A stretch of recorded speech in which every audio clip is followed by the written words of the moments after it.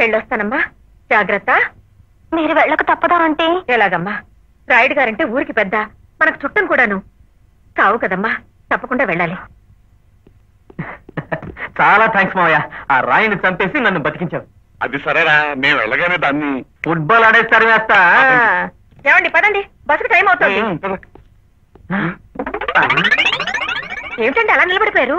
అవతల రాయుడు గారి శవాన్ని ఎత్తేస్తారేమో, రండి.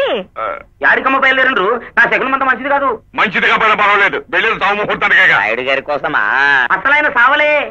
ఏమిటి, రాయుడు గారు చనిపోలేదా? లే, ఇందాక పెద్ద పదాలు కనపడిండు, దయ్యమనుకున్నా.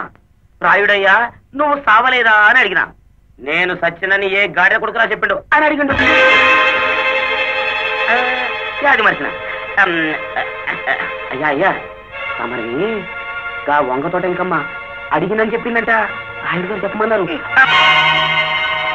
నాకేం తెలీదు, నీ మీద రాయుడు చనిపోయాడని ఎవరో చెప్తాను, నేను చెప్పాను. లోపలికి రండి, నిజం నేను చెప్తాను.